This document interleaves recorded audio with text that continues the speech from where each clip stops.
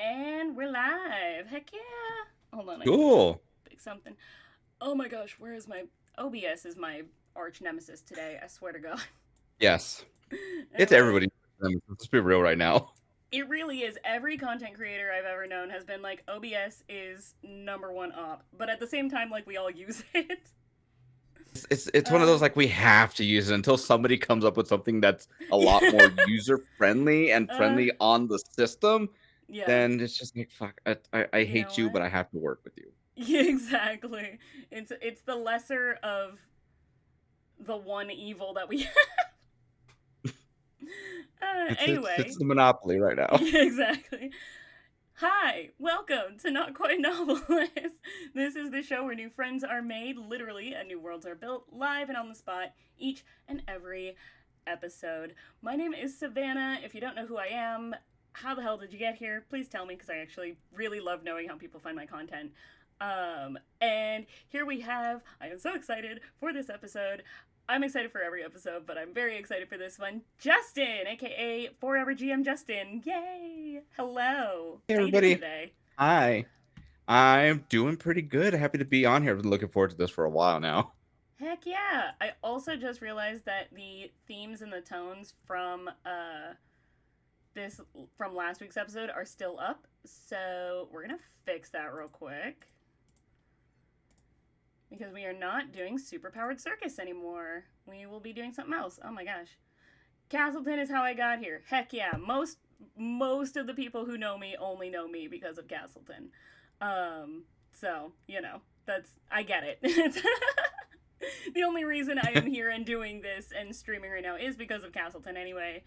And I think every guest that I've had so far has been hmm someone from Castleton that I think there's only one that's been someone who wasn't a Castleton pal, which I'm okay with. Alrighty. So, I think we can just jump right in, Justin, if you're ready to get started. You wanna? I I'm definitely ready for it. I don't know if we'll go full therapy frog in this session, but I mean, who knows? We'll see where we go from here. Therapy frog? What's therapy frog? So over at Whitney's channel, for her Veil of Atheum Right, D&D campaign, right. I've played two characters, right? So one of them has been Alejandro, who's an orcish man who has been trying to find his who killed his family, and now currently a grung by the name of Narup, who's been following along and trying to help out with this group of people that Fascinating. that randomly stumbled upon him and has like been their therapy frog ever since. So it's just like I'm it's become a little bit of a meme now. I'm obsessed with that. I'll be so real. I started Veil of Atheum and I am not caught up, and that is entirely my fault. But now I know I have that to look forward to, and I'm excited for Therapy Frog. Also, hi Kelly. Oh my gosh, welcome to the show. Kelly. This is perfect timing. You got here right when we're about to start, so I'm gonna give you guys a little bit of the intro to exactly what we do here. Since we've got at least one new person in chat as well. Um, I have these two little teacups, right? And Okay. one of these days I'm gonna turn it into like I want to get like a gumball machine, like a gotcha machine kind of hmm thing. But for now, I got teacups, and in them are a bunch of slips of paper. We got themes and tones, and I'm gonna go ahead and draw one randomly from each, and then we're gonna do some world building from there and just see what happens. Saucy, and I'm here Let's for it. see. The timing of us getting that particular prompt is so good. And Justin, you're not gonna know anything until I have these typed in, but I'm obsessed with what we just got. So give me 2 seconds. Let me just add these in For sure. here. Yeah, I love to leave my guests like in suspense, so that you and the audience get to figure it out at the same time. Okay. Okay. Because I think it's funny. I'm just mean like that. But the timing of this one, because I'll give you kind of a hint here. We were just talking about these right before we started streaming. So our theme is royalty, but our tone is murder mystery, and we were just talking about like K dramas and murder mysteries and stuff before we started streaming. So this is going to be so fun. Yeah. Oh boy. A royalty murder mystery, I feel like just makes sense, to be honest. I feel like if any of the tones that Oh I yeah. have in my prompt were gonna go with any of these, I feel like this one just tracks. Uh so man, there's gonna oh, Kelly saying your facial hairs look good. Yeah. Honestly, right? Like, I think the first thing I said to you, like, when we jumped on this call was like, you look good, dude. Thank you. I appreciate that. I'm going to miss when I have to shave all this off in a couple days, Mm. but we're not there yet. We're gonna enjoy it while we have it. Yeah, there you go. Take all of the selfies with it. You just, like, gotta keep these, you know? Yep. Oh boy. Okay. So this is interesting. So there's a lot of different directions we can go with this. My thing is like when it comes to like doing this, there's really no like there's no rails. We can't say we went off the rails if there's none to begin with. So we can kind of go in any direction here. We can either start with Mhm. like, okay, let's do some big picture world building. But I feel like with Yeah. murder mystery, we should probably try and figure out who our characters are first. I think that one makes Okay. kind of more sense of like, okay, who are we? I think the first question is who's getting killed? Who's the because if it's a murder mystery, someone's got to die in the beginning. You know what I mean? Yes. So who is gonna die? I think it's gonna be like. Do we think it's gonna be like the actual like the reigning monarch at the time, or is it gonna be someone close or tangential to them? hmm Um, I I I think what you're do you never think? wrong because I think we're never wrong if we go with the reigning monarch, just simply because Yeah, in my head, the first thing that comes to mind when it comes to a murder mystery is being brought into a masquerade, some sort of party that's yeah, celebrating something you don't necessarily expect for there to be anything going on. You know that security is going to be heightened up. You expect there to be an abundance of guards that are mm, prevalent throughout the party, throughout the streets, both undercover and what is it that are in their plain armor. So you expect that stuff, and you don't expect there to be any real intent on somebody trying yeah. something because at that point they're ready for you. So why would you even try it? Which would then set it up for being the perfect time to do it, Yeah, yeah, especially if yeah. it's within the own monarch's inner circle. Yeah, I think okay, well so this actually it makes me think specifically of uh so again, stuff we were talking about right before streaming. One of my favorite actual plays is Gals and Goblins. And the Mhm. thing that one of the characters like there was like a masquerade ball or it was like a dance or a ball of some kind. And the stories in like actual plays or in fantasy in general there has to be like a masquerade ball and there has to be an assassination attempt. So I think like for this one, because it's also like a mystery, I think it would have to be like a masquerade ball where it's like everyone Yes. can kind of show up in their own like disguise or costume or something like that where it's like you really don't know like who it is. I think it'd be interesting if like everybody there, I mean, this is kind of true for most murder mysteries, is like everybody there definitely has their own motive Yeah. but also has their own motive not to. Like their own reason why they like why would I kill him? I, you know, hmm he just signed this like trade agreement with us and blah blah blah. And it's like this very like, you know, everyone has a reason to and not to kill this person. So it's like very hard to figure out who one who was the closest to him like physically who was around him because if hmm someone like let's say if someone shows up in a certain mask and then you know takes off the mask or trades the mask with somebody else it's like oh you were seen wearing the fox mask and you were closest to him but in reality like oh no we switched like halfway through the party or something like that something Yeah. crazy I don't know you know crazy shit like that so okay so let's say the reigning monarch let's just say king we'll just make that easy Yeah. I'm gonna say all right so the king is dead who in the party so with this I'm like all right I like to figure out like who would you play. Let's say this was a game or a story that we're Mhm. writing or whatever. Who would you want to play? Who's your character, and then who's my character? And we'll try and figure that out, and we'll start building everything from there. I say I'll play his brother, the one that's next up in the line of Ooh, succession. Given ooh, that the fact that the king does not have a child yet, so it's going to go to me if he dies.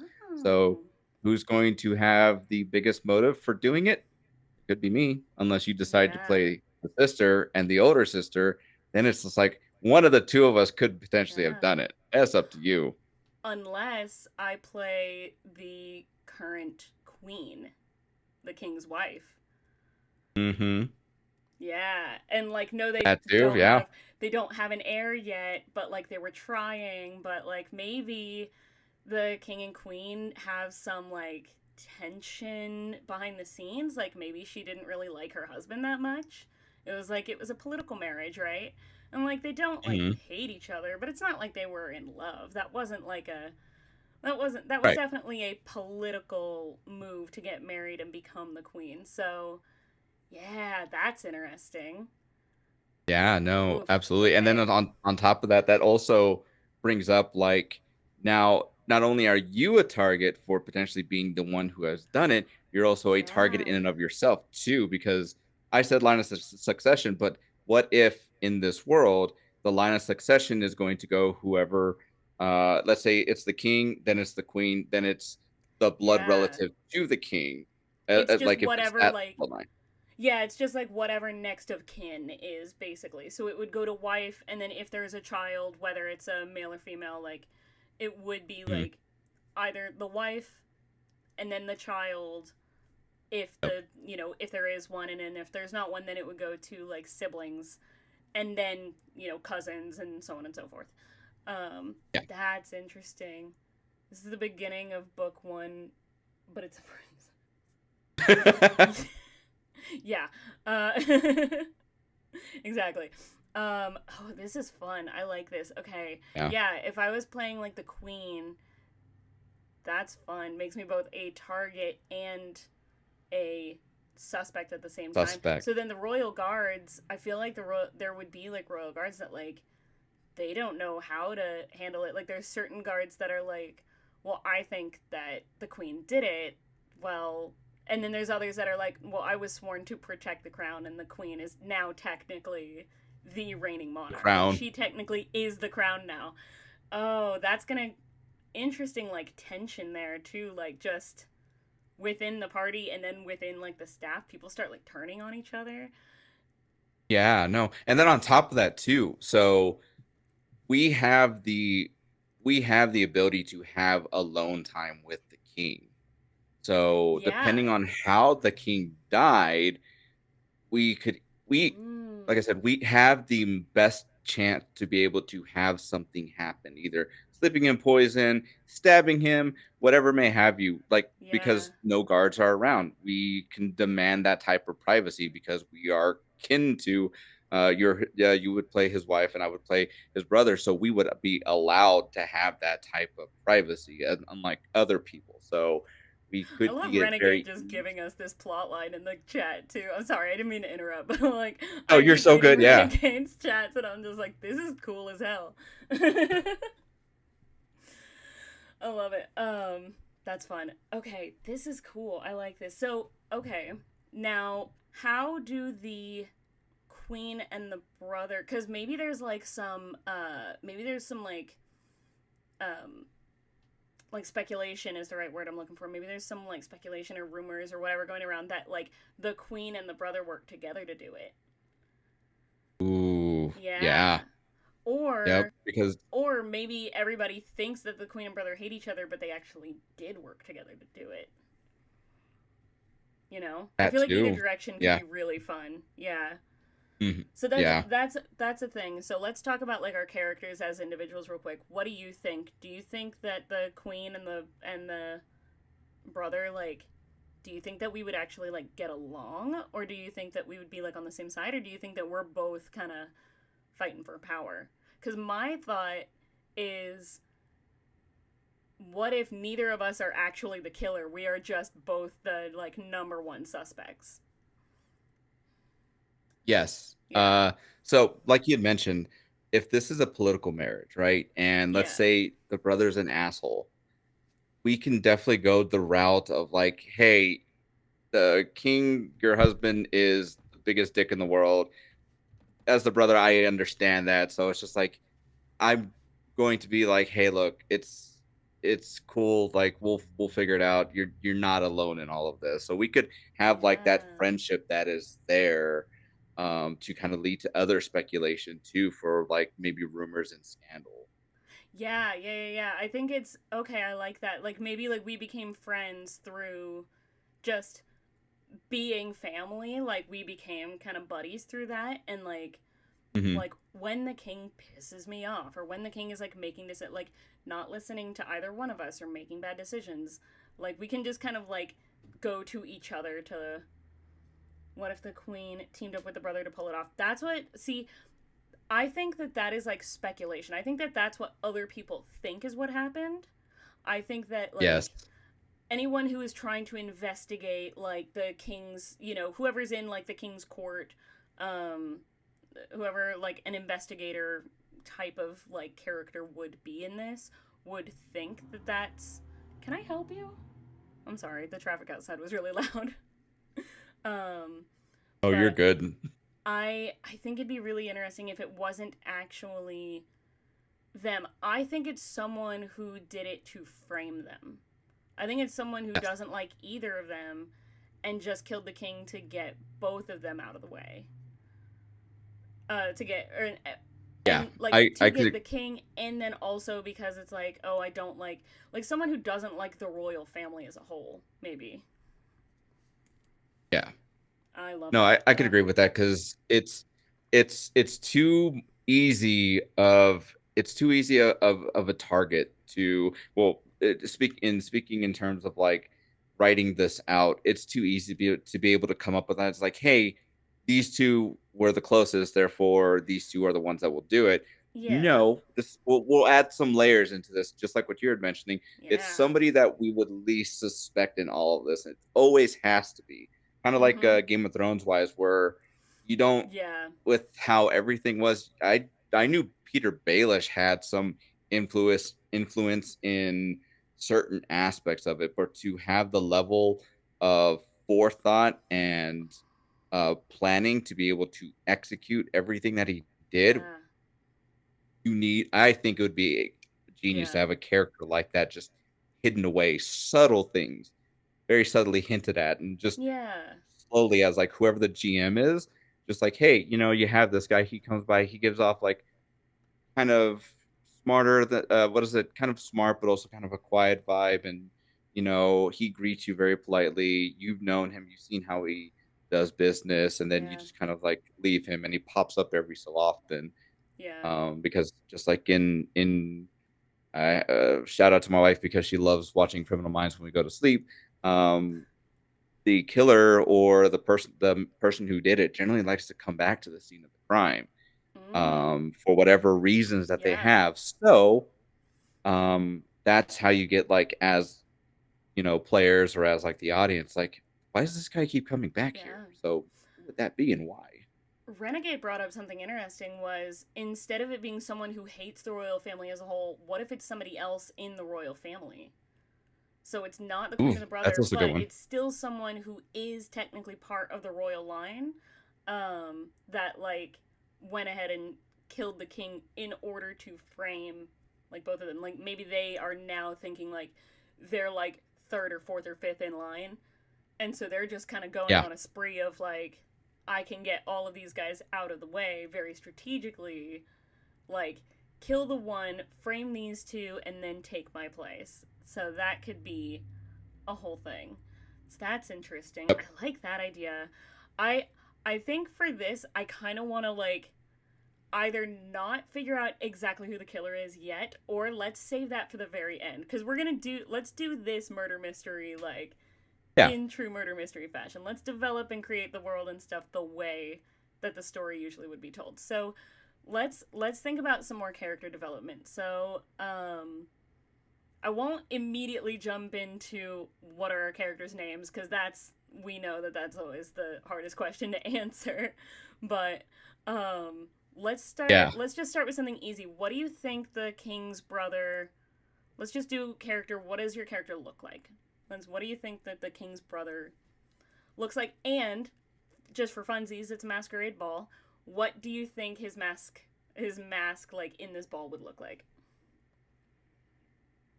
I think that the king's brother probably has more of a youthful look to him. He's So probably only younger brother. maybe 2 or 3 years, yeah, younger brother, but he looks younger.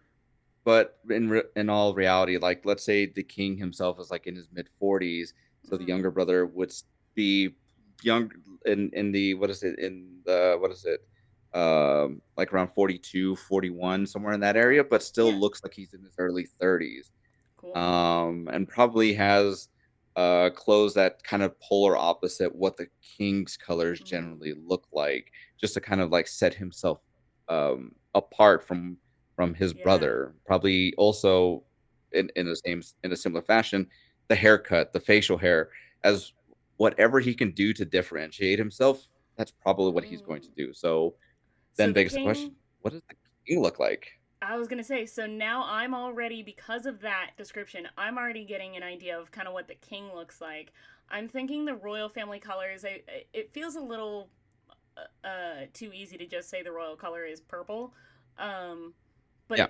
it does make sense. But I feel like because of that, the brother kind of wears more like a green motif, like more like greens Hmm. and golds, because those are gonna be opposite of purple on like just color spectrum. Um, Yeah.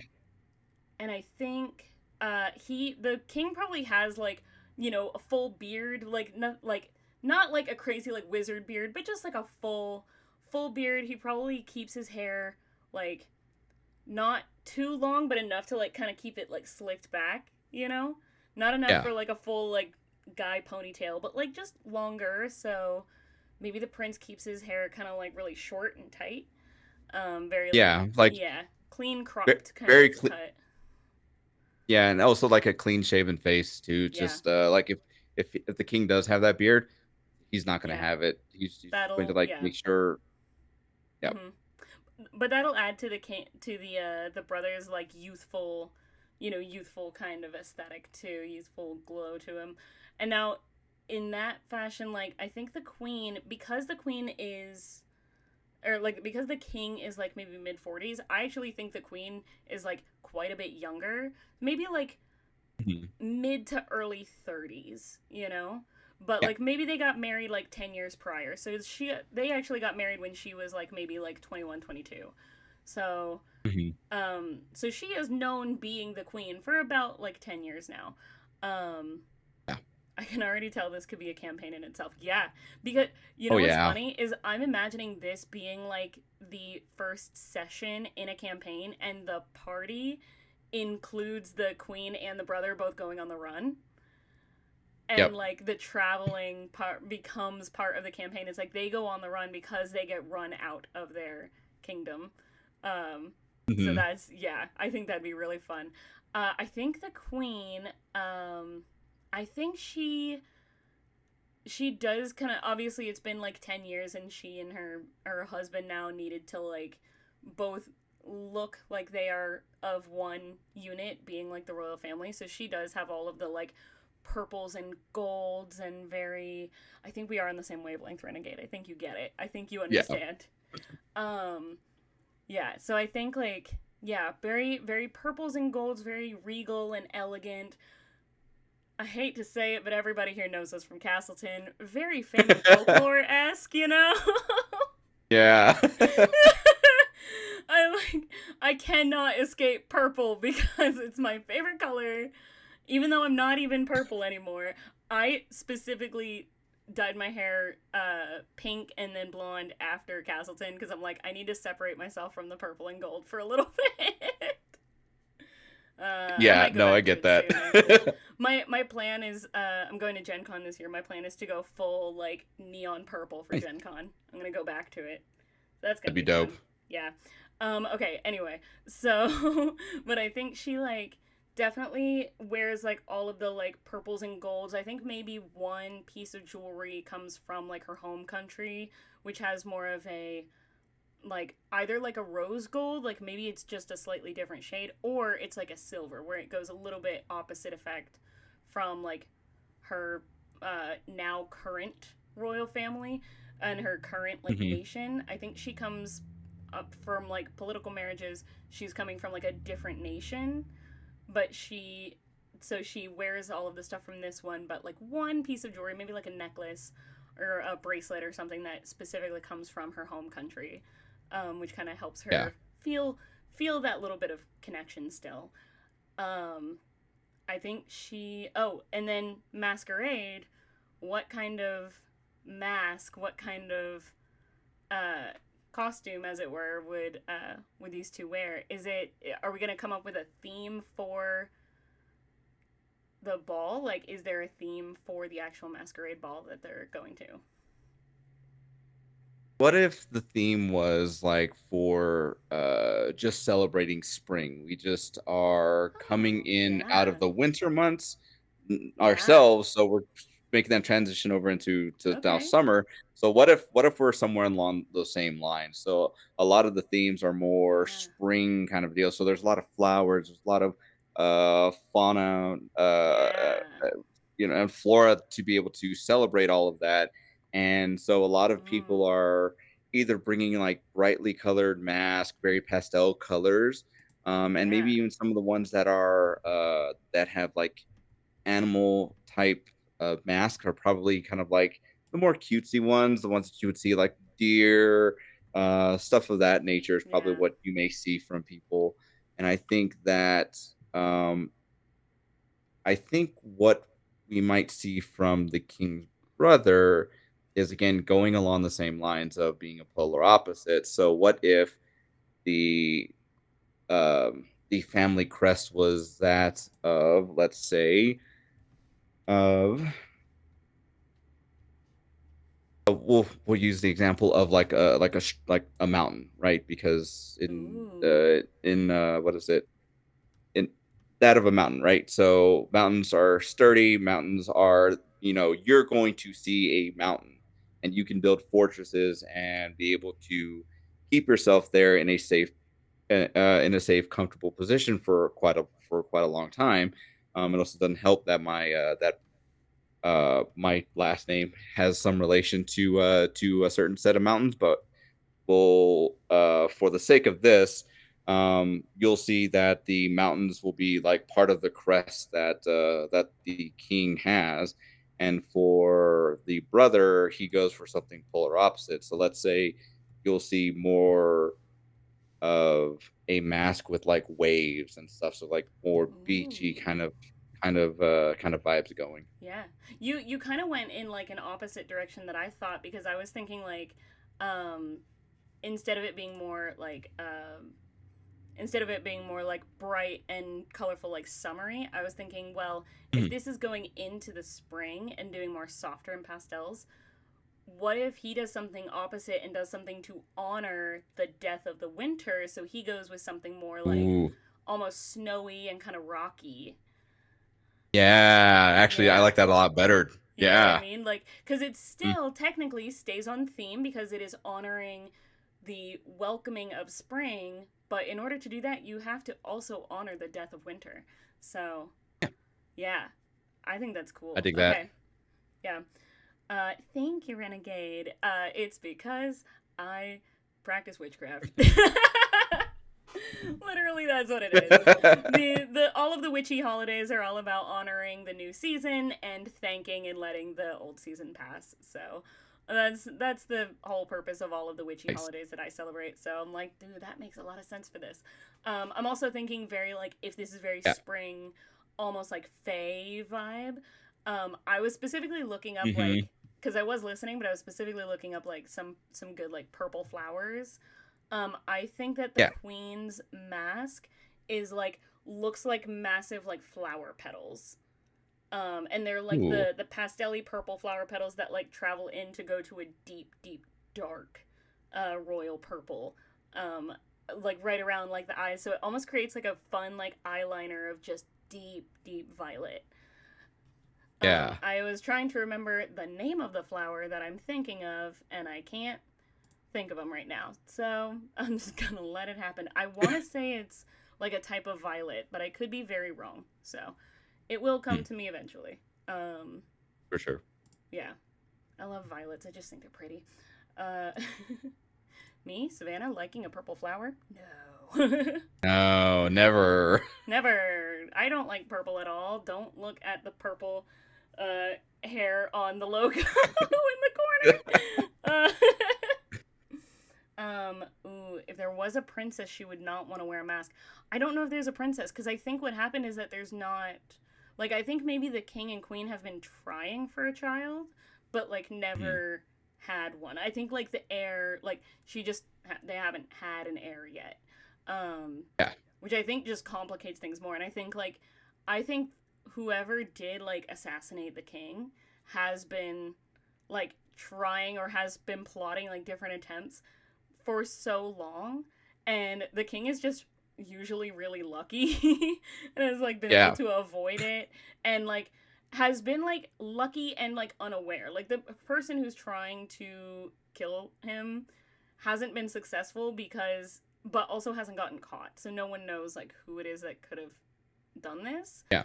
Um because of, one thing or another, but has been growing increasingly like impatient because it's like one of these days the queen's going to get pregnant and then there's going to be an heir and then we're going to have a whole other host of problems. Yep. So cuz we're not doing any Odysseus problems here. There's no baby killing and we're not killing the heir when they're an infant. Uh, Yeah, no. I was just listening to Epic the Musical. I was listening to the song Just a Man, which is one of my favorites. I just really like the Odyssey. I like Oh yeah. Greek mythology, guys. Don't judge me. Uh, but yeah, so I think like they were growing No increasing. judge at all. I think because of that though, the murder specifically was particularly. Thank you for redeeming a hydrate. I am gonna drink more water real quick. Splashes up on my face. Okay. Um, I'm a fucking mess, y'all. It's a problem. Yeah. So yeah, I think that there is, I think that the murder itself would be particularly like violent because I think whoever it is that is trying to kill them is like, I'm impatient. I just need to get this shit done. Jill stabby stabby, like that's just Okay. needs to get it done like So quick and easy. yeah. So we're not making a grand spectacle of it. No, we're going to be, oh, No, the king's been away for a little bit too I long. think He should be someone, around here for yes. this. Oh, that could be also a trait of his too, that he is very much a time stickler. So he is very Mm, punctual. The king is always on time, if not 5 minutes early. yes, So yeah, that was like probably the biggest thing to trip everybody out. It's like the king is supposed to say something right now, but he's not here and nobody yeah. can find him. I think that worries like a lot of people. Ooh, I think the queen, uh, like steps up. I think the queen was the one who found the body. I think is what happened. Ooh, I okay. think the queen finds the body, and so there's like a whole thing where it's like, well, the king's, it's 5 minutes till the thing. Like, where is my husband? He's supposed to be giving this speech. I'm gonna go and step out and try and find him, and then like 5 minutes go by, 10 minutes go by. Then I think you also like the brother also excuses himself to go and try and find like where the fuck is my family. Um, Yeah. and so now all of us are gone, and then you just hear it's the classic like murder mystery like just scream from another room, you know, where Yeah. it's like you don't know what happened. All you hear is a woman screaming, and then people rush in and they see like A the dead queen body. over her like bloody dead husband. That was graphic. I'm sorry. Yeah, I think that makes like I'm like I can visualize this so perfectly. It's funny because I'm imagining this like filmed in the style of the Clue movie. Okay, I can see that. Because I mean I the whole think thing about Clue is that it is a murder mystery, but I'm thinking Don't die over there. Savannah's getting Die. murdered. Hold on. Yeah, don't die. Ugh. Y'all ever just start choking on air? Oh boy. Yep. Yep. Hold I on. think for I, I I think for me, while you're trying to what is it, try not to die, Yeah. is that While I'm trying to recover. I think if I were to watch if I were to consume this story that we're coming up Mm-hmm. with, I think I would love to watch it. I would love to listen to it on from like the Heart is a Dungeon podcast with Rara in the style Okay. that they're doing with the corner of pleasure and West River, where we're seeing Fun. different aspects of it, but we don't know Ooh. what all is transpired. Like we see Yeah. different people's points of views, but we still but the whole thing is central on like what happened at that corner, but Yeah. nobody knows. And I have to so hold on. like I have to add I that would to my spreadsheet real quick. I have a because there's there so many actual plays that I want to listen to or be like want to like consume in any way. I have I have so many that I started a yeah. spreadsheet. And I track like what episode I'm on. I track if I'm caught up or not. I track whether or not I'm re-listening or if I'm just watching it for the first time. If I got to catch up, all of those things. So I gotta add Yeah. that one real quick. The heart is a dungeon. Is that what it is? Yep. The Heart is a Dungeon podcast, ran by Rara, and like I said, the Corner of Pleasure and Rest River is a game that he came up with a game that they came up with, and so they started this like last year, and then like they've been releasing episodes I think pretty much since the beginning of the year, if not a little bit beforehand. So, I but it's love that. always from someone else's different perspective. So I would love to see it from like see this play out from that aspect until we get to like the actual investigator coming up. Hey, this is what actually Yeah. happened. And also Rara is just an amazing storyteller. So I'm always down for what for listening to what the stuff that they come up with. Yeah. That's awesome. Okay. Also, I did add that to my spreadsheet. I have 22 podcasts on this list already. There's so many. Why, There's so many I why know. are why are all of my friends actual play content creators?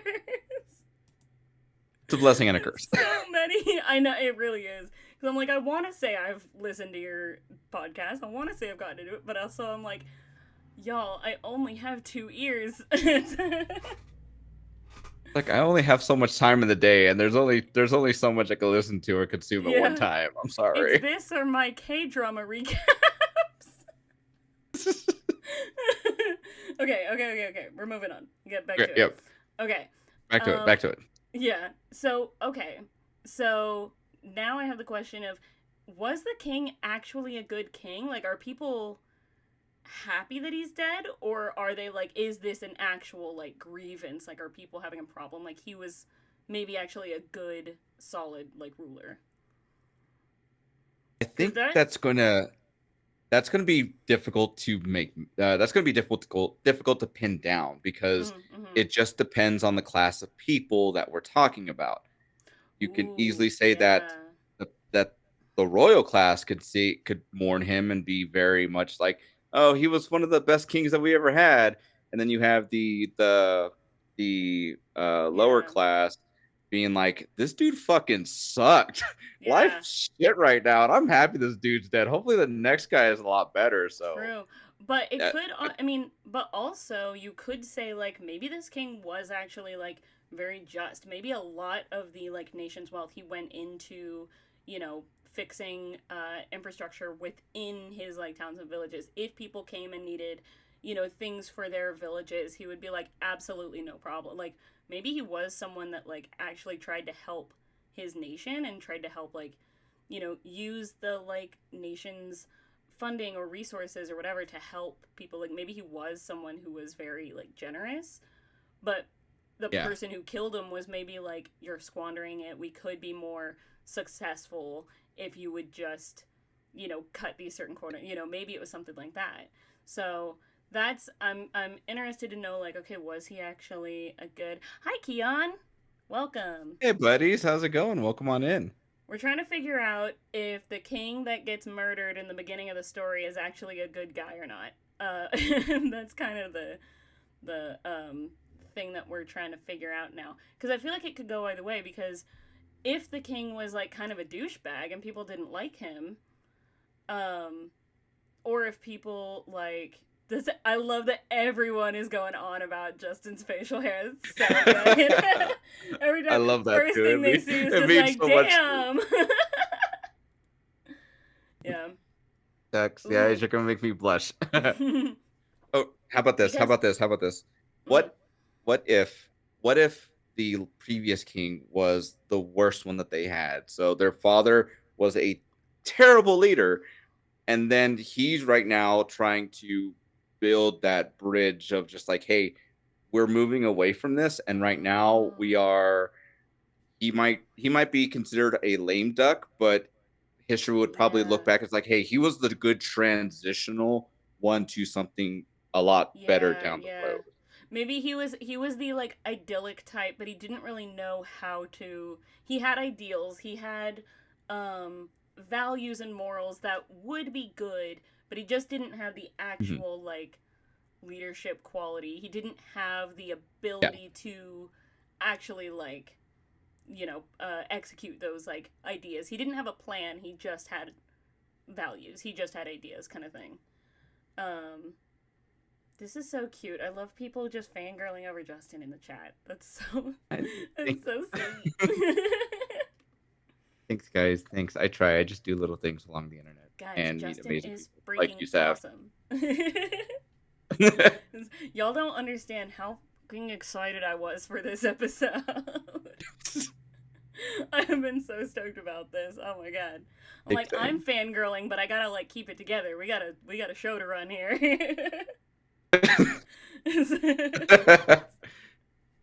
So good. I don't know. I will Yeah. openly fangirl over my friends. It's so great. Like, I'm just like, how is this my life? How am I? I think I told you this because, guys, Justin and I were in a group that were all rooming together at PAX Unplugged.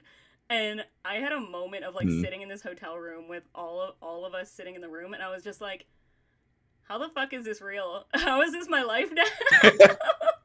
How am I hanging out with you guys? Also, because of that, Justin, I think I still have your tripod. I think I took it with me. I think it was either yours or Jenna's, but there's a tripod that was not mine that I took with me from PAX Unplugged from the hotel room. It might be Jenna's because Oh, like yeah, I think it's Jenna's because I I thought what it is was it? yours. I had what is it? I had to make sure to keep track of the tripod I brought because that wasn't mine. That's my wife Jess's. And so it's one of those like she asked me about it. It's like, hey, do you have my tripod? I'm like, That's I so did funny. take it with me and I know where it's at. Here you Good, go. I good, good, made good. sure not to lose it. That's so Don't funny. kill me, Yeah, please. no, it was we were leaving the hotel room, me and Ethereus at the end of the con, and I found someone's tripod, and I was like, I think it's Justin's. I don't know. It's coming home with me though.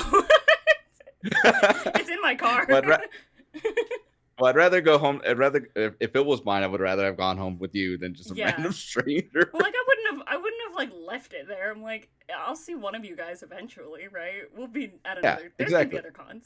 Anyway, moving on. We gotta stay focused. Stay focused. I often forget that Asking my too much. stream is not just us like video chatting and hanging out. And my stream is like, oh, there's an audience here. There's people like Oh yeah. watching us. Hey guys, how's it going? I Yeah, kind of forgot you guys were here. hi.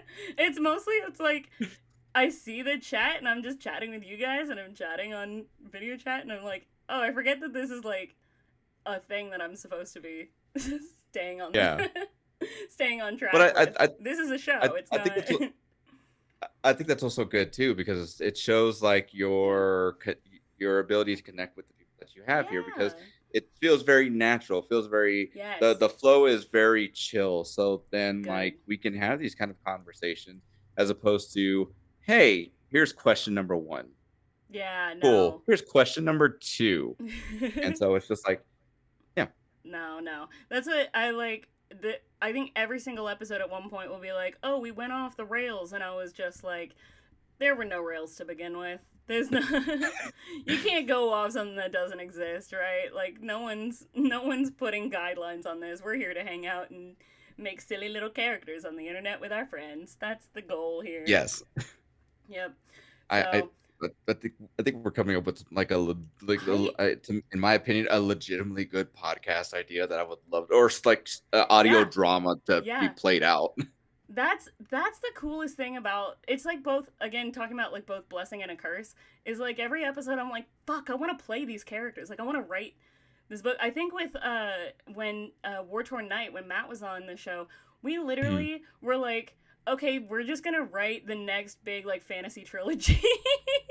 Like we had like the plots for all three books all mapped out and then like some Oh, episodes it was the episode with Dennis, the OKSDM, that we had the whole episode. We were like, well, we have to make this radio show now. It was like a radio show, like yeah. audio drama kind of thing. And I was like, well, we got to make this one now too. I'm like, I just want to play all these characters. I want to tell all these stories because they're so good. uh, Trust me, I I get have it, and that's I have so many go talented for it. friends. You guys are really fucking creative and fun and good at this. It's crazy. Every episode is just me getting the excuse to fangirl over cool people. I don't know how this is my life now, but it's awesome. Okay. It So gives us a chance to also fangirl over you for your amazing idea of a show to come up with this, because we wouldn't be able to, like, I wouldn't have thought of this today. Like, this would have been something that may have like come at some point or another, but to like have this discussion and like even have this prompt is just like, yeah. okay, cool. I don't know when this would have happened, but I'm glad that it happened now and I get to do it with you. So it's like, You're fucking go, so baby. sweet. Oh my god. I will say, like every time the like imposter syndrome starts kicking in, I am flashed back to when I first told the concept of this show to my dad, and I was like, yeah, Mhm. I just think like this would be really cool because I like have been making characters and stuff since I was like 11, and my dad got so serious and he went Savannah Rain. This is the best fucking idea you've ever had. Like he got so serious. And I was like, Go, dad. We love you. thanks, Dad. Yeah, so every time I get like my imposter syndrome kicks in, I'm like, I just remember my dad's like aggressive support. Yes. A fan made Pokemon region. That's awesome, actually. That's cool.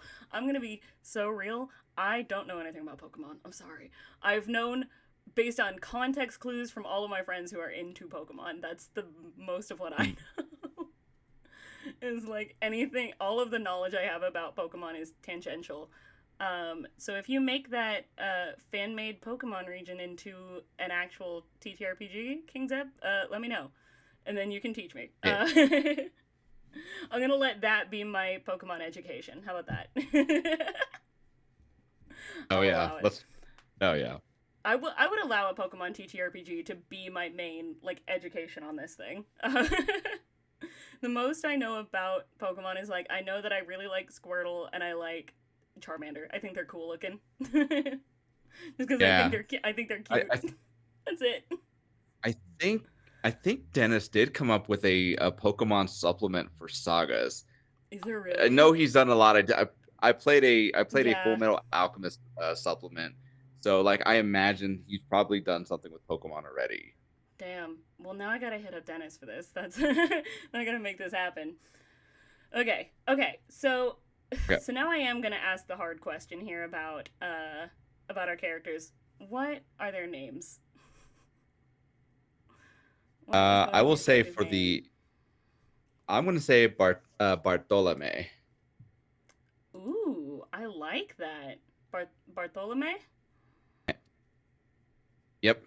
And that's a shout out to JoJo because of the we play Magic together, and there is a card out there called Bartolome de Presidio, and Ooh. he's what is it? He's used that for one of his vampire decks, and like that name has kind of stuck with me for a little bit, and I don't know why, but right now when we started talking about this, I'm like, I'm gonna bring this name. This is gonna be the name of this character. That's it right now. You know what? I like that. I like that because I love those names that like stick in your head for so long that you're just like I don't have a character to put this name to, but I think this name is so cool. And then you get like one concept for a character, and you're like, nope, that's the one. Got to make it happen. Yep.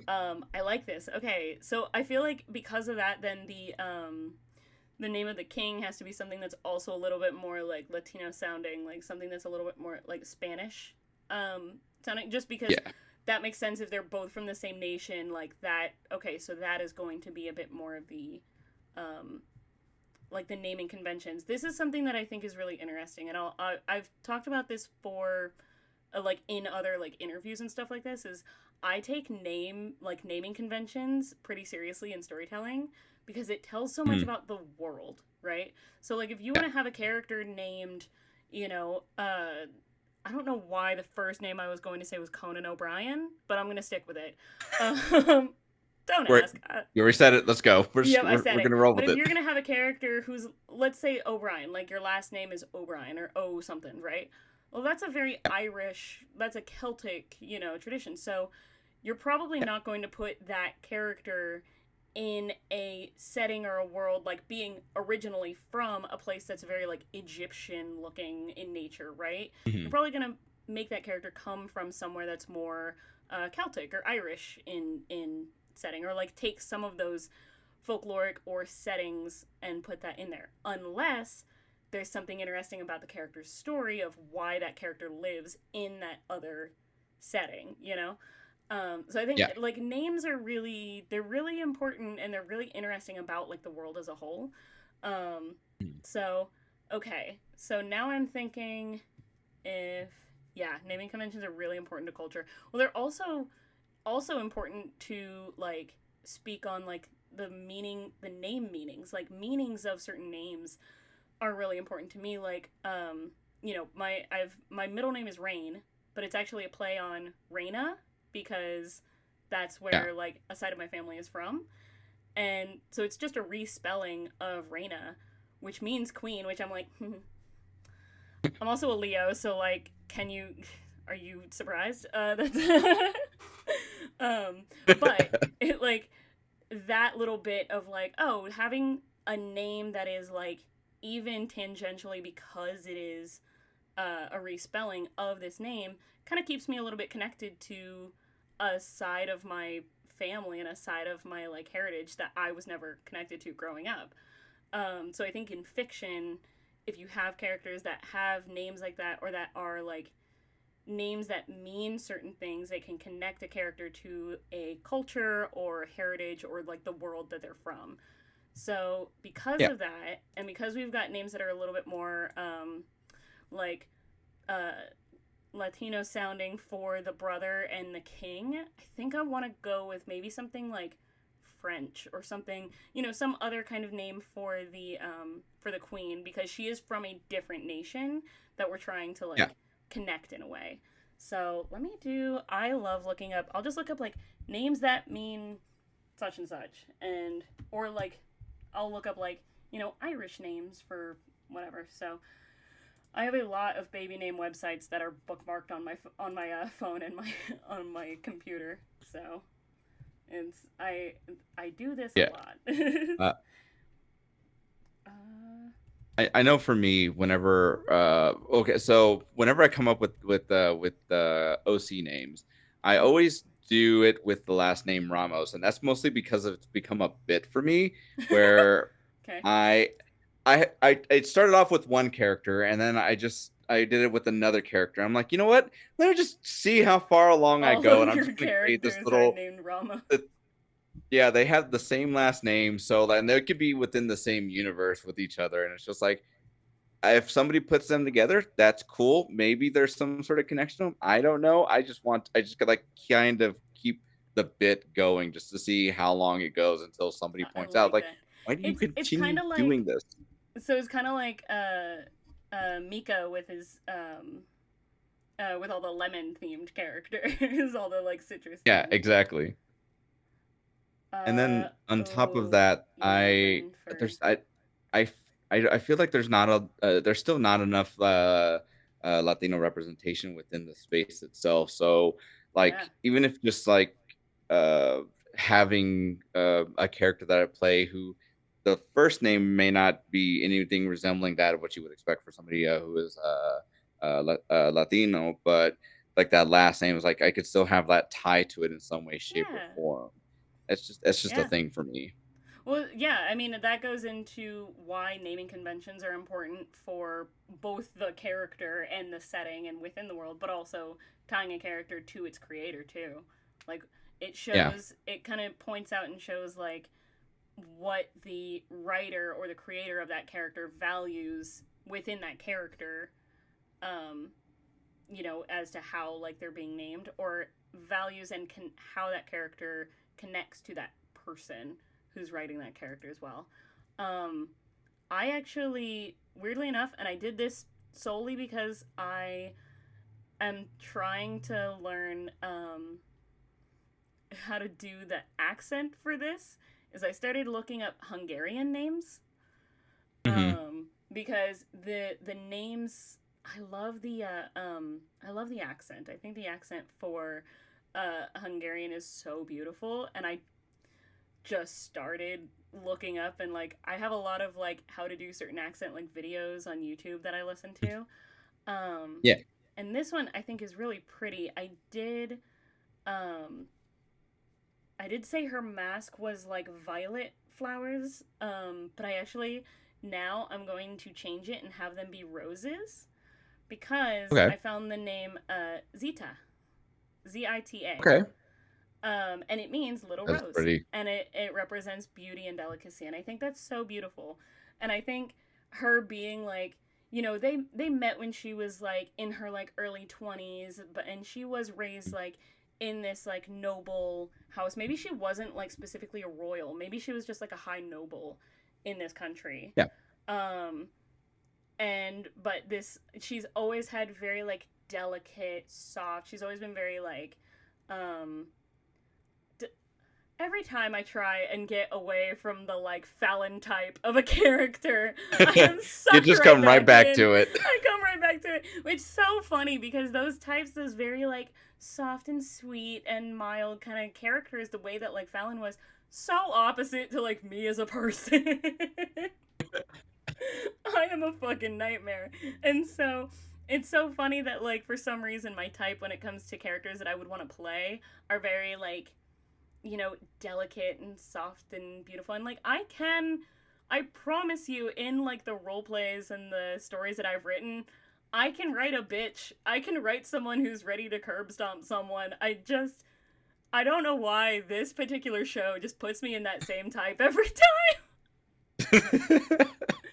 So okay, but I'm gonna try and pull myself out of that because that was when they first met, right? So when they first met, she was very Yeah. like soft spoken. Um, Maybe because there was like the language barrier, she didn't know, she was still trying to learn like the language, so she does still have kind of that like Hungarian accent in her. Um, so I think like Zita like as Little Rose, I think that was kind of like a like again, they weren't like in love, but they were married for 10 years. So like I think her and the king do like have a, at the very least, like a Yeah. friendship. Like they are a partnership, and they have like, it's like the relationship has learned to like develop and Mhm. grow like over time, even if they weren't like this like crazy in love. Like it wasn't like a Cinderella story. But I think as like a cute little like pet name or nickname, he did call her Little Rose. I think that's cute. Or like, Yeah. what is the That would be Spanish word adorable. for rose? How do you say little rose in Spanish? Rosita. Yeah, I think that's cute. I think he would call her that. Like I think that's a little like as like a little pet name. I think that's precious. Yeah, but I think like again, this was 10 years. And I think she did realize like, oh, the king, like my husband does want what's best. He maybe doesn't have the like leadership qualities. He maybe doesn't have the like um actual like ability to really like follow through on these like ideals and these plans and thoughts that he has.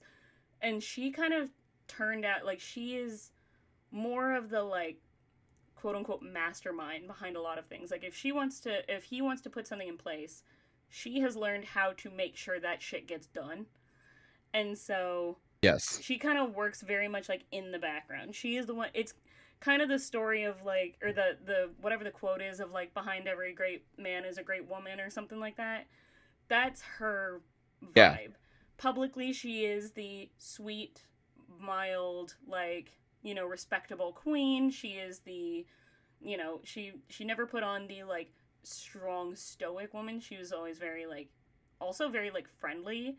I think maybe she was one that was like, would be very active in like these masquerade balls and going to parties. She did a lot of like charitable like events and things like that. I love that quote. That's a good one. Yes. But I think that she kind of worked in this like behind the scenes. Like she preferred to be someone who was underestimated. She preferred to be the person who people Yeah. thought it was her husband who kind of like called the shots or made all this stuff happen, whereas she was the one who really like knew how to pull the strings. I can't remember what was the actual line that was said, but it was in, I think, what is it? My Big Fat Greek Wedding, where like it was the mom that said like the man is the head of the household, but the woman is the neck that turns the head. Yeah, Something yeah, along yeah, those yeah. lines. So No, like, I know yeah, exactly what you're talking about. Okay, I have to tangent again because I was just talking about My Big Fat Greek Wedding with my mom because we love that movie. It is so fucking good. There is something yes. about that like okay, so here's something I love about that movie and I have to just gush about it for a hot second cuz um something that you see in like movies like over time.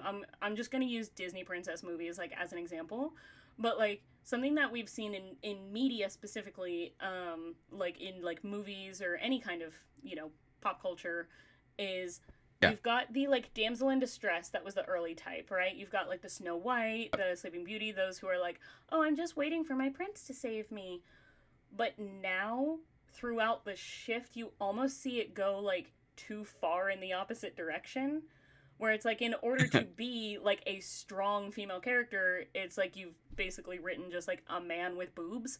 It's like you've written someone who's like, either very tomboyish or someone who has to like, I'm gonna use this as an example despite the fact that I fucking love this movie, but like Brave and Merida, she fully rejects the idea of a relationship and romance and these things that are seen as traditionally like feminine and soft, and it's almost as if like that is now like, in order to be a good female character written in these stories, you have to reject all the things that make them feminine traditionally. My Mhm. Big Fat Greek Yeah. Wedding is a perfect example of how to write a good female character who like has the perfect balance of that, right? Cuz she Yeah. didn't get like the makeover and get really like beautiful and do all of these things for her man. She did it because she like saved herself in this story. She was able to just do the shit that she wanted to do and happened to also like fall in love and get married at the same time. Like, the Yeah. story wasn't about how her husband like saved her. She was just cool and interesting and fun as a person by herself and still could Mhm. have all of the things that were like traditionally like feminine and nice and romantic and sweet and all of these things like in this story. I love My Big Fat Greek Wedding so fucking much. It's such a good movie.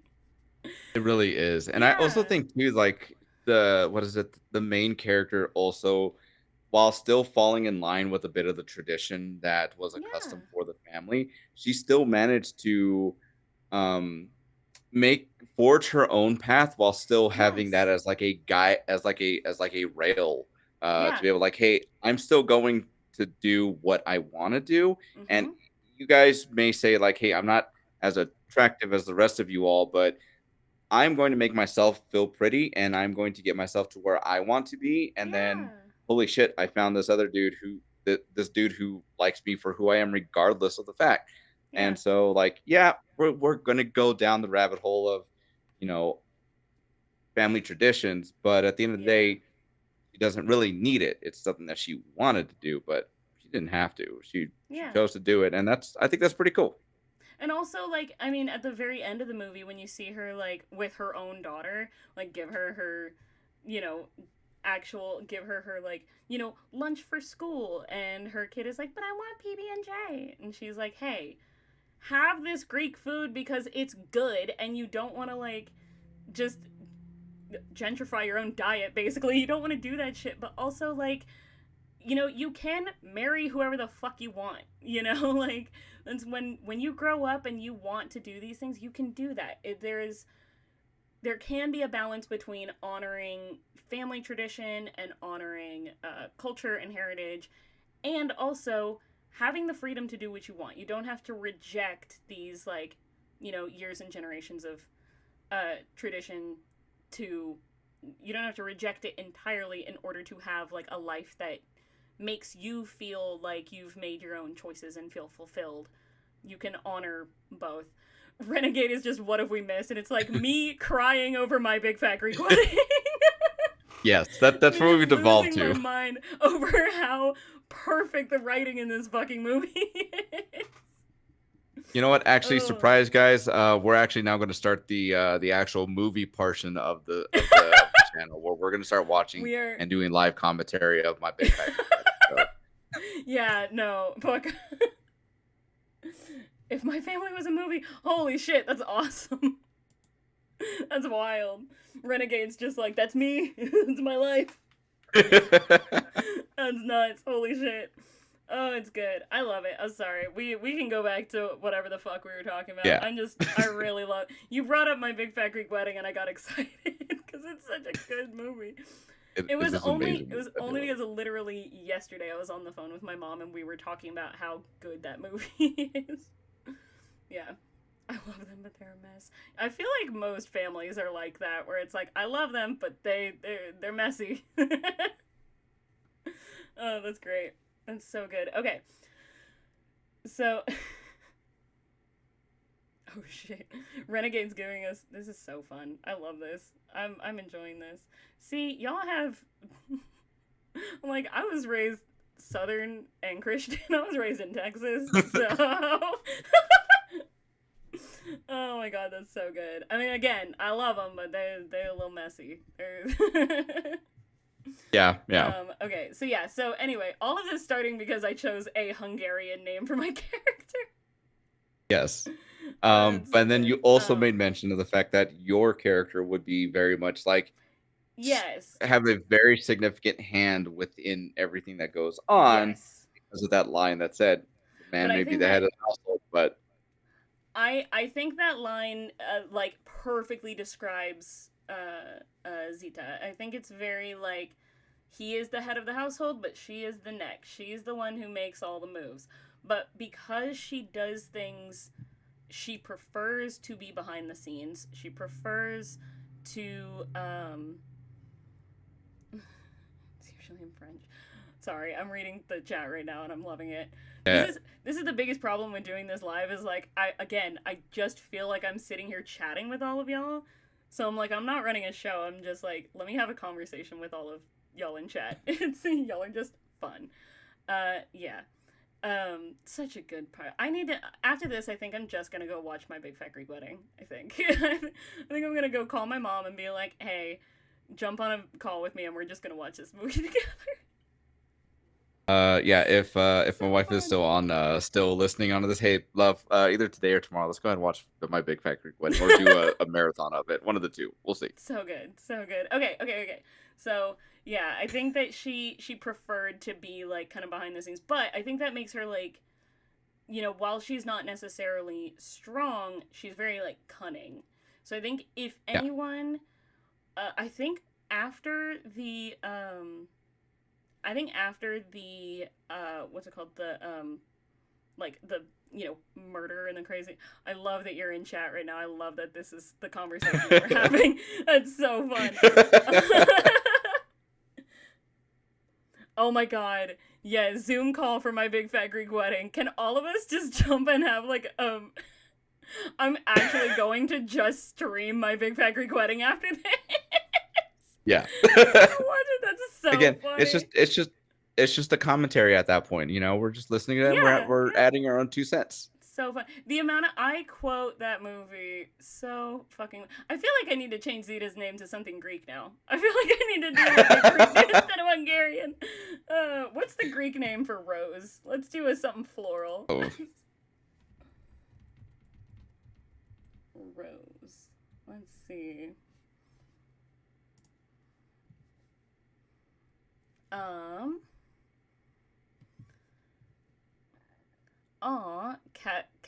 Kaylee?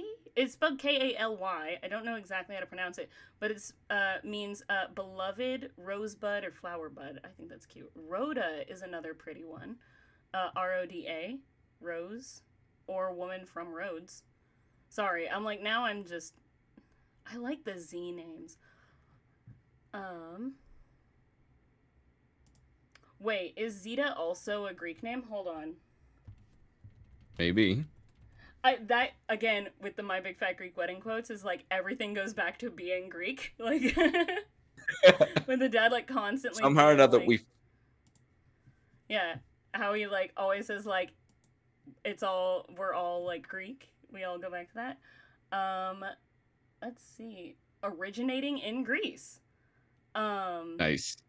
and it means seeker, which I think is really cool. Okay, so that actually works out perfectly. So I'm gonna keep Zeta, um, but her so I think where she like comes from, it would mean like little rose because I'm gonna stick with kind of the Hungarian because I like that motif, but the idea of it meaning seeker in Greek is really cool because what I was going to say was that I think after the like murder goes down, while everybody is having like their own like investigation, while everybody is trying to point the finger at her and Bartolome, I think she kind of heads her own investigation. I think she kind of goes like behind the scenes of everybody and is like, I'm gonna figure out who killed my husband, like, Yeah.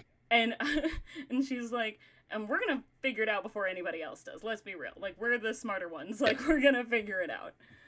I love that. Oh, it's so good. It's so good. Oh my gosh. I'm loving this story so Yep. far. Um so I mean, do we want to figure out who exactly killed, or do we want to say like, okay, do we have allies? Like who's the people who are going to be speaking like on our behalf? Who's going to like back us up, right? Like does Bartolome have a like a valet or a friend or something, an advisor of some kind that is like on his side? I I want to say yes. I want to say Yeah. that um King Zeb he is probably leaving has Zit BRB, and I'm like, King Zeb's just gonna come back oh to us talking about another movie. Like, it's just gonna be us like fangirling over a different movie next time. All right. Anyway, sorry. Keep going. yes. No, no, I think he would. I think in fact like just going with the whole polar opposite bit of the two brothers, right? So um the king himself had like a very small group which consisted of the two of us and maybe like one or two other people Yeah. versus like the brother who would have like a really like a probably a bigger circle of really Mm. good friends with maybe one that would be like the one person he would confide in. Yeah. Okay. So that's his like right hand man kind of thing. Is it just his friend, or is it maybe like someone who's like a staff member of his that he's like, I'm gonna keep you employed, but mostly so that I can keep you close, kind of thing. Because I was gonna say kind of something like that for Zeta is like her maybe like her valet or maybe her like personal guard or something is like her like closest confidant.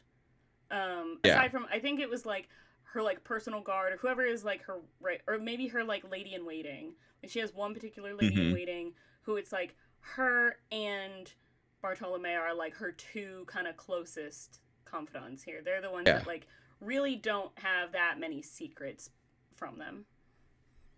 Right. And you know what? Because Pride's coming up, not only is this person his right hand man, but his lover and or partner. I was hoping you were gonna say that. Everything's better when it's gay. I was gonna say like, yeah, she was also like having an affair with like one of her ladies or something like that. I was like fully gonna be like, no, the queen's gay for sure. That's It's like, so okay, but fun. let's just this is a great idea, but let's make it gayer. How can we But make let's this make gay? it gay, obviously.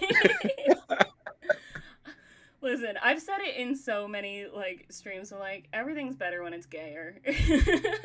Yep. There have been a few streams now where I'm like, there have been a few streams where I've like had some like piece of advice where I had to look directly into the camera, and I think there's been at least two now where it's just been like everything's better when we make it gay. Like that's it's Always fun. I bet love on that. gay. Yeah. Oh, you know what? I think like instead of it being like her personal like lady in waiting, that she's like kind of in I think Mhm. that's she does have one that's like her like bestie, but I think that her actual like Yeah. her actual like lover is someone who Bartolome introduced to her. I think it was like Oh yeah, I think yes. Bartolome was like understandable that you're like okay, we're gonna I honestly I think part of me is like the king knew about it and was chill. Like I think it was like all right, like I think Yeah. the Like, king hey, was we have to keep up appearances, yeah, so yeah, it's yeah. just like I do think they you do have you, like boo, and I do me. yeah, I do think they have like because they did understand like again they have to understand we have to have an heir, we have to keep this like royal line going, so they have like occasionally, but it's mostly it's like it is for the purpose of procreation, it is for the purpose Yeah. of like having a child and being raising an heir. But like the king was like yeah, all right, go for it. Like if you find someone that you are actually in love with, as long as it's not going to be a situation of like we can't get divorced, we're gonna keep this up, and yeah, all right, do what you want. Like that's the king's cool Yeah. with it as long as like the political aspect of things are like really taken care of. And I think that's like kind of where the queen and king like really did like mesh and become kind of buddies about like that. I think learning about that and like having him be like accepting and supportive and having them both have more of a political discussion and understanding of like what we need to do to maintain this while also like being able to be emotionally and romantically fulfilled. That's kind of when like the king and queen really started like becoming more friendly and like growing like Mhm. fonder of each other versus being this is just a political thing. It was very much like, oh, this is where we Yeah. can be like friends. But I for sure think Bartolome was like, oh, you seem a little fruity. Have you met my friend? And like push like one of his like female friends towards her, and she was like, thanks, Right. bye. Like you guys, I think would be make a rather good friends. And you know what? I gotta go take care of some things. So bye. Have fun. That's so funny. I love that so much. Yeah, fully like that's so good. See, now I'm like, oh, I well, love now that. I gotta figure out a name for the girl. Now I gotta figure out a name for the queen's girlfriend. Hold on. Let's see. What's a good.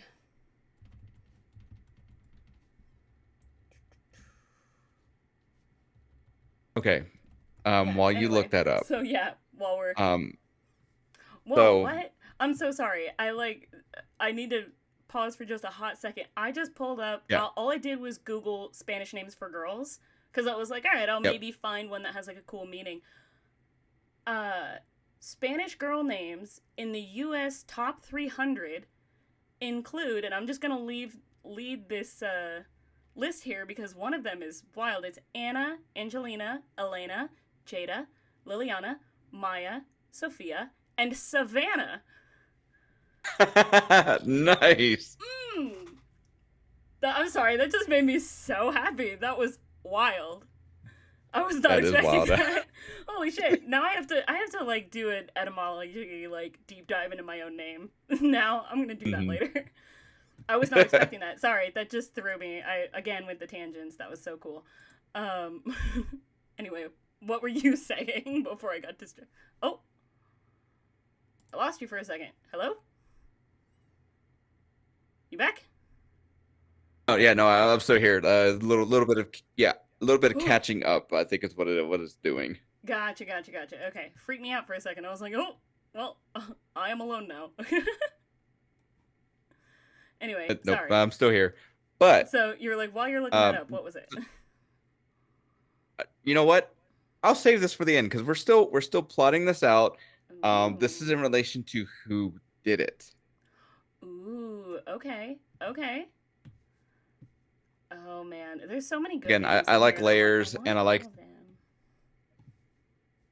right. Like I said, I like doing layers. I like throwing stuff in Yeah. there and just like making it seem like, hey, there's no way these people would have done it, right? Or this Yeah. person could have done it, or like something along those lines. It's just like depending on how you build this up, no one would have suspected otherwise.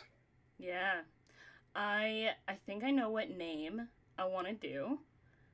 For Bartolome's friend slash Zita's lover, and I think her name is going to be Maya, because Okay. Maya means illusion, magic, beloved, or drop of the sea, or water, basically. Which that's really pretty. And I like the idea of Mhm. Maya because I think like that. Okay, so that is a question that I'm going to ask because so far we've done a lot of like political intrigue, and it's very like historical piece. Like the assumption now is that they are all human, right? Is there an Yeah. element of fantasy to this? Is there an element of like magic or paranormal anything? Like what do we want to add any element of like, you know, if this is let's say a D&D campaign? Yeah, I think what is it? I think we do add that element Yeah. of magic into this. So now it's like how much magic do we throw into it? Is Yeah. this like a low fantasy, high fantasy? If we do high fantasy, then adding in the different races that you would see in D&D, it makes it no Yeah. different than anything else. And then it just Yeah. becomes like what flavor of whatever nation that let's say it's a group of orcs and they are Yeah. what is it, a kingdom of orcs, and they are, what is it, primarily you know exporting all of this stuff. The representatives for Yeah. are like one of the most trusted allies for the kingdom itself, but they're rivaling the Yeah. like what is it, the elvish kingdom to their right, for whatever sort of dispute. And it could be just like the simplest little thing of, oh, I knocked a tree over into your area, and now Yeah. we have this 1,000-year grudge against No, each we got other. beef. Yeah. That's just like I grown exponentially. Yeah, that's just grown exponentially since then. Like I said, mhm. it started off like, hey, that tree right there, you knocked it over my property. Can you pick it Yeah. up? No, go screw yourself. And now it's like this, we had a 1,000-year war against each other because someone stole this from the other. It's just like, Yeah, yeah. what? How do we get here? It started out with two farmers having a problem over property lines. Like, how did this happen? Um, I like the idea. Yeah. I think part of me is a little bit hesitant, only because I feel like it invites the. I feel like you and I would Ooh. be smart enough to like know how to kind of control this, but like I feel like it invites the possibility for like fantasy racism, and I'm kind of not about that. Because it could be Yeah. like, oh, Yeah. No, people that's from fair. this nation are primarily, people from this country are, or from this one nation are primarily orcs. Well, people from this other are primarily elves. And now it's like, oh, if there was an orc that like moved to this other nation, now we got problems. You know what I mean? So Yeah. part of me is Yeah. No, like that's a fair. little That's a good point. hesitant on That that. Yeah. I don't even think about it a lot when I think of like these high fantasy things. Very recently have I started noticing like, oh, this could invite some really like Mhm. sometimes it could be interesting for the plot, but also sometimes high fantasy we don't really want to deal with real world topics like racism in the Yeah. story. Um Yeah. And like and it could be just sometimes one of those things that yeah. that like And it could be really then interesting because it could be like maybe she was like the because the queen is from a different nation, maybe she is something different, and so that was a way of like trying to end that bias and that stigma against these different like races. yeah. But because now the king is dead, oh, we can point the finger at her, thinking that like it Yeah. could be interesting, but also it invites a lot of like stuff that I'm like, do we really want to unpack that in this story? Yeah, no, and that's actually a Yeah, really good point because then it's like, um, then it's deep diving down into like the dynamics within each of the kingdoms that are there that are Yeah. ruled by the king himself. So Yeah. like how much of it is it just where it's like a very, what is it, a very homogenous culture, Yeah. a Yeah. very Yeah. Yeah. or is it kind of like how it is here in the States, where like we have all these different groups that are living and united under one title as being American, Yeah. even though we still have the issues that we have, like everyone Yeah. outside can still say like, hey, that's an American right there. So That like adds it's just, a I see where you're coming with that though. that adds a lot of political development that I don't think we can handle in the next half hour. You know, like I don't think we Yep, can yep, unpack all of that in 30 minutes. So, what I was thinking was very like Game of Thrones ish because we were talking about like Game of Thrones, type of like yeah, dynamics, like politically. So I think like a Game of Thrones, like a low magic, but like medieval fantasy type of thing, where it's like some yeah, people do have an element of magic, but it's more like almost like a folk magic of between them. yeah, You know what I mean? It's almost like a folk craft kind of thing that they have or are able to do. So a lot of like the people that are magic are like healers or people that use like these like magic fantasy elements as more like medicines and things like that. That's kind of like where my mind was going because yeah, it could be really interesting to be like, oh, in terms of like the investigation of it, maybe Maya, this friend slash lesbian lover, is someone who's like, who was trained. She was raised in like a line of people who use these like magics. So maybe she is someone who is like does like divination or does different like healing magics and stuff like that, and she can use some of that to maybe try and expose some clues about who may have killed the. It's almost like a fantasy version of forensics. You know what I mean? Like she almost uses like yeah, these things that in fantasy world would look like magic, but in like a modern today society is like, oh, she is like dusting for fingerprints and like testing DNA and things yeah, like that. You know what I mean? That's kind of yep, where my mind was yeah. at No, when I I saw the name meaning Maya because I was like, oh, I like that. yeah, no, and I think that would make sense too, because then at that point, if we go like super high fantasy, then the murder mystery element kind of goes out the window, especially with Yeah. certain levels of magic being able to bring those back from the dead. Say, hey, Mm. who killed you? Yeah, yeah. It's like at that point, someone can just cast Speak with Dead and be like, hey, who did this? You know? I mean, there are ways to like Yeah. subvert that. There are ways to Now kind of it skirt around that of like maybe the person didn't know or maybe they were blindfolded first or whatever. Like there are ways to fix it, but I feel like it's more yeah, interesting if we just make like magic forensics. Like yeah, if the no, idea of that is absolutely, and cool. it's Yeah. going back to the whole Caston bit of where who was it, where Entropy was going Mm, into the investigation for the one sin that what is it, the greed. one sin that Oh, had, for yeah, exactly. Sloth when Sloth What's died. Yeah, yes, getting yeah, heartbreaking. uh Hurt my feelings. yes, and like that whole bit of like they were able to see that somebody was there, but we weren't able to get the whole bit. Yeah, Now I that's definitely a way to go for sure. So it's like, but still, it's like, I'd rather go with the easier bit of just like you said. Let's make it yeah, forensics as the yeah, magic here.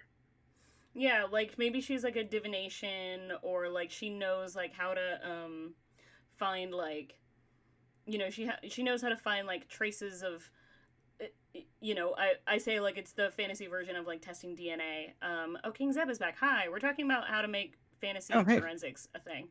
How do you test yeah, DNA in a medieval fantasy? But it's like, oh, traces of this person's like essence or aura or something. Maybe she can like see in like different colors and she can see like, oh, this person's, you know, some of this person's blood is has a different aura than the king's, or maybe there is like traces of this other thing. Oh, hi Aurora. Oh my Hey, gosh. Aurora, welcome in. Yes. We are doing a royal murder mystery, and we've just kind of landed on it being um like a little bit of fantasy, but we're gonna do kind of like a Game of Thrones, like low magic. So maybe like not everybody is able to do magic, but some people Yeah, are, which is why I think Maya being like the one person in this like court or in this like area who is has the ability of like divination. Yeah, King Zeb has it right, aura perception. So like yep, maybe she's able to do more of like a folk magic, or she's able to do more of like a ritual to see like, oh, the aura of this person is very like dark and black, and what she sees is different from what other people can see, but she can see like dark spots of like where a person's like would have been standing and things like that, you know. And yeah. so yeah, I love the idea of like a fantasy forensics. Now I'm gonna do a whole deep dive into writing this afterwards. Love I'm gonna that. get into Love this that. so hard. That sounds like so much fun because I really love like maybe not like cop shows, but like crime solving shows. Like I really love shit like NCIS, Criminal Minds. Um, Yep. Abby from NCIS was like one of my favorite characters. She's just so cool. Like Yeah. the forensic scientist, she's awesome. And so I'm like, I love the idea of having like that put into like a fantasy Game of Thrones D&D type setting. I think that's really cool. So, oh, that's fun. Oh my gosh, I'm gonna think about that a lot. Like, what are other things that she can do that are kind of magicy? Um, yeah, that's fun. Sorry, I'm thinking about it now. Like, huh, interesting, interesting. Uh, oh, so going back to naming characters though. So now I have like the name and the personality ish, like the direction of character for Zita's lesbian lover, who is Bartolome's partner. I think I think it would be a gentleman by the name of Ricardo, and I think Ooh. that Bartolome would have probably a little bit more of like um it would go back into the whole polar opposite. So now, in looking Mm. for somebody that he cares for, it's like he finds somebody that is more stoic, more of the quieter Ooh. side. Yeah, So yeah, just to be yeah. on the opposite side of just like, hey, this is who I am. This is my personality. Yeah. He has found somebody that is more reserved, more calculating in ways, and so it's like So the opposite introductions. opposite in the more opposite direction of even his brother, because I feel like the king is very like boisterous and like welcoming. I think he's very like the life of the party type of person. Yeah. Oh, I like So that. like, That's fun. yeah. So Okay. Ooh, that's cool. that's what I I'm like Ricardo. thinking. Yep. Very stoic and very, so he's one who's very like calculated. He's one who's very like, Yeah. he kind of, I think, interesting and kind of fun. I think that Ricardo and Maya are like um I want to say they're like brother and sister, or they're like cousins, or they're related somehow. Like they knew each other before they even met like Bartolome. So I Yeah. think like this is like a really like kind of close knit group. So I think Maya and Bartolome like definitely have like a very sibling, like kind of just goofy annoyance at each other a lot, you know? It's like you're Hmm. always so, but they work really well together. I think they're a very like really, they're like a weird crime solving duo. You know what I mean? Like you could see if the main party um is like Zita and Bartolome and whoever else, and Ricardo and Maya are like and the NPCs that we take with us on the journey, everybody would Yeah. want to see the spin-off, which is a buddy cop series of Ricardo and Maya. Okay, but okay. So going back to something I mentioned earlier, it was a Yeah. thought that I had. So our character's partners in this case, right? Yeah. What if they were the ones that had done it? I was thinking that that was the direction you were going to go in, and I like it because there's so, and that's why I was like, if this is the direction you're going in, I'm gonna make them so good at the like investigative portion. I'm gonna make them the real like forensics and the investigators. Oh my gosh, hi Jenna. Hey, Hello. Jenna. So good. You made it just in time. I want to go. Okay, so we've got there are people. We've got Jenna back. We got Aurora's here. I'm gonna go ahead and give like just a real quick. We're almost at time, but I'm gonna give the quickest recap here. So we're doing a royal murder mystery. The king is dead. Everybody thinks it was the queen and slash or the um the brother of the king. So we've got Yep. Zita or Bartolome. Did we name the king? I don't think we did. No, no, it didn't. It's just Huh. one of those like we just kind of like, hey, We this is just the kept king, calling and him then these are the our characters, king. everything below him. Yeah. Let's see. What's a good. I want to say his name is like. Oh, I like What if Mateo. it's Mateo's fun. It means ooh, gift yeah, of that's a good God. one. It means gift of God, which I think is interesting. So he definitely like because he is like big and boisterous. It's like he acts like he is God's gift to this country. Like not in such a like conceited shitty way. Like it is kind of like endearing and funny, but it's not like okay, dude, calm down. It's like, okay, relax, man, Yeah, relax. It's relax. fine. Yeah, exactly. We ain't gotta go that far now. Yeah, so I think his name is Mateo. I think that's fun. I Okay, like it. I'm here for it. Yeah, so everyone thinks that it is that the person who killed Mateo or King Mateo is either Queen Zita or his brother Bartolome, but it is the gay gasp. In the most gay gasp version, it is the team of Ricardo and Maya, aka both Bartolome and Zita's gay lovers, Yep. respectively. 'Cause it Who are would make now sense, especially. also, yeah, who are now Oh, go also for it. Go like for it. leading this like investigative. I was like, I want them to be very good at the investigation because in that case, that means they're also very good at hiding their clues if they're very good at finding them.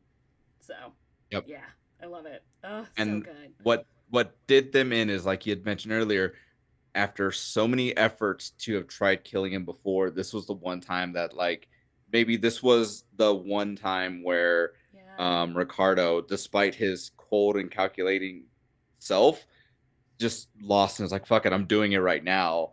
And yeah. so it happens, and then panic, oh shit, oh shit, oh shit, and then points the direction in that way because now if we're saying that they're siblings, then Maya is like, okay, cool, we can at least work it to where it's going to be we're going to have to sacrifice our respective lovers, but hey, family, right? Oh, brutal. And then it's just like once That's that comes brutal. all out, it's just like, how Oh, dare you? I thought you loved me. that's heartbreaking. So that's brutal and heartbreaking, and I'm gonna make it so upsetting because I think like yeah, Maya has that perspective. Maya has that like the things we do for family, you know? It's like, yeah, I love her, but not as much as I love like not as much as I care about keeping my brother from getting caught having killed the king. You know what I mean?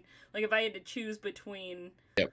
my brother Ricardo or Zeta, it's gonna be my brother. And so I'm like, that's hurtful, but I think that Ricardo doesn't feel that way. I think he thinks the opposite. I think he's like, I like is truly genuinely like it's the most that you're ever gonna see like real emotion come out of him because he's so like Mhm. really monotone and stoic through everything and like very like it's really hard to crack any kind of expression from him, but Yep. Bartolome is able to do that. So that oh, that's so upsetting because like yeah, Zeta's not gonna be happy about that. Zeta's gonna be oh, Oh. that's so hurtful.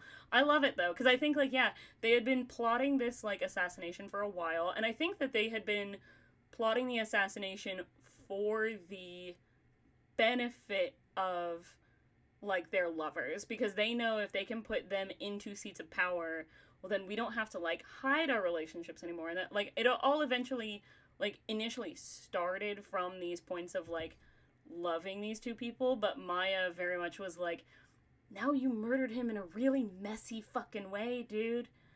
And Yeah. if anyone's gonna take the fall for it, I'm gonna make it her. I'm not gonna make it you. Like, I'm not gonna let you go Yeah. down for this. And oh, the betrayal, the heartbreak. Yeah, Oh, because it's so good. it was going to be setting up somebody else to be the patsy. Like the intent Yeah, was never for their lovers, yeah, either Bartholomew or Zita to be the ones to take the fall. So it was yeah. always going to be set up for somebody else to do it, whether it was just some low ranking guy or set up Yeah, somebody like else make it from a look like rival the nation. chef gave him something that he was allergic to or some shit. You know what I mean? Make Yeah, it look like something accidental, but no. And again, because like Ricardo never shows like true like emotion a lot of the time, I think there was like a full like confrontation. I think Ricardo and Mateo actually like had it out, and he was like, "I'm sick of your shit," and he just like took him out.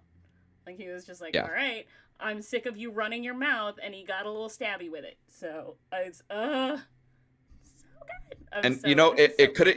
it could have even been one of those things. It's like the only reason that you were like this could have been Mateo's thing is that set off Ricardo. It's like the only reason that you're here is because you're sleeping with my brother. Otherwise, you wouldn't even be part of whatever it is that like the whatever the royal council. And that was the thing. Like, what the fuck you say? Stab, stab, stab. Yes! Oh my god. So good. So good. Oh my god. This is so upsetting. And like you did time this perfectly because we are almost at time and I'm going to give our like full recap here in a sec, but like oh, I just need to like let's just scream over this for a hot second. This is so fun because it's so like it's so good. I'm now comes the point where I have to try and figure. King Zeb had it right. I love it here. This is such a good. I love it here. This is so awesome.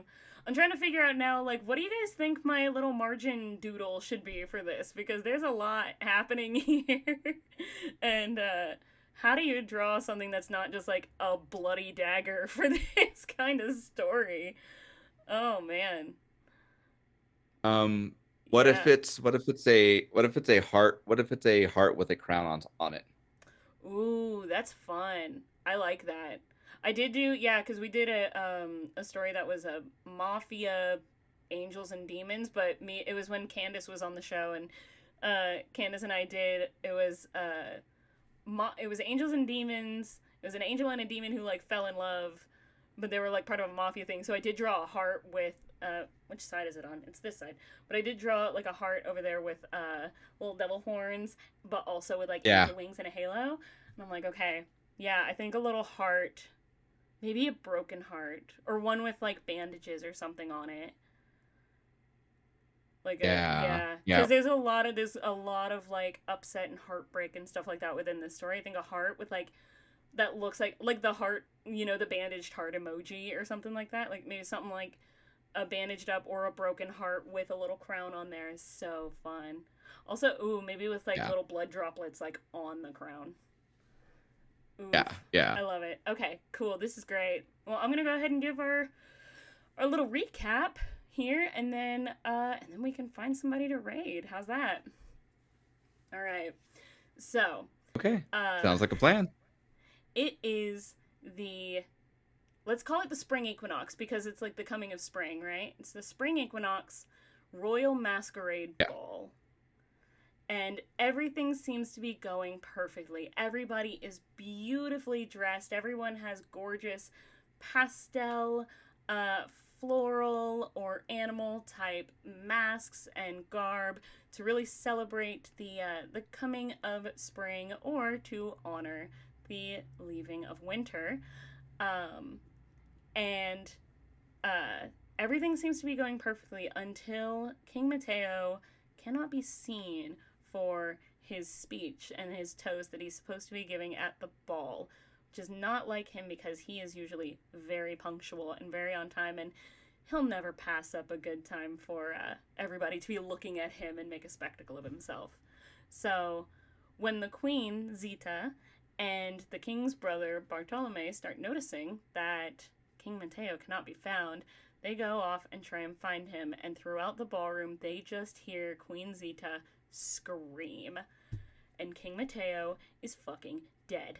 I've been listening to a lot of like murder mystery recaps, so I'm fucking into it right now. And King Mateo is dead. He has been brutally, bloodily murdered. And throughout this, now the royal court is in absolute chaos and disarray, trying to find who exactly could have killed him. All eyes and fingers now are starting to point towards both the king's wife and brother. Makes me think of the Scottish play. Yeah, kinda. Yeah, Yeah. I love it. And while accusations are starting to get thrown around, um, especially towards the two that were closest to the king, both Queen Zita and Prince Mateo or Bartolome. I assume it would be Prince, right? That makes sense. I Yeah, don't know we'll go how with that. royal. I don't know how royal lineages work. But they start trying to head their own little investigation on their own, or on the side, with the help of their respective lovers, Ricardo and Maya. And what they don't know is that both Maya and Ricardo, actually Ricardo specifically, was in fact the one who killed him. But Dun, dun, no one's dun. but no one's going to know that because he's got a mage, a fantasy forensic mage, on his side in his sister Maya. So, I love this story. I want to write it or play it or make this audio drama or do something with it because this sounds like so much fun. Yes. Justin, thank you so much for coming onto my show. This was an absolute fucking blast. Like, I love this. Thank thank you having me for this. This was Yay. amazing, and I greatly appreciate. You just have to really ask me, and Sav, I'm just going to be here. Just let me know. You're one of my automatic yeses. Let's make it work. One of these days, I want to start doing. I want to be y'all's friend so bad. Please be my friend. I love friends. If you want to be our friend and hang out with us, hey Justin, where can people find you on the internet? Oh, transitions. Yes. So good Hey, at that. Sorry. you did an amazing job too. Hey everybody, how's it going? Thank you all again for tuning in tonight. I am GM Justin. You can find me at all of my socials at Forever GM Justin. You can also find me over at Roll D5. Roll D5. That's ROLE_D5, where we specialize in playing indie TTRPGs. I am generally either acting as the narrative designer, a player, or as the tech behind the scenes for one of the amazing games that we're running. And we're coming up on Pride Month, so don't be surprised to see me both as the guide towards the end of the month, or hear as we're doing as I'm running tech for the amazing cast and crew that we have for whichever whatever event that you guys happen to catch us in. So that's where you can find me, and that's just kind of the stuff that I'm doing. I have a lot of things going on. Otherwise, I go into everything that I'm doing. But short and sweet, follow me on my socials to keep up with what I do. Hell yeah, I love it. All right, and let's go ahead and find someone to raid. Justin, who do you think? Who do you think we should go hang Ooh, out with? that's a Yeah. good question. Um, we have on tonight. I know I see Ren and Robert. I think has a ¿cómo se dice? Probably has a no, actually I think they're live now. Anybody else here that is kind of doing stuff and things? Let's go raid Rin then. Rin is live. Okay. Let's go raid Rin. Yeah.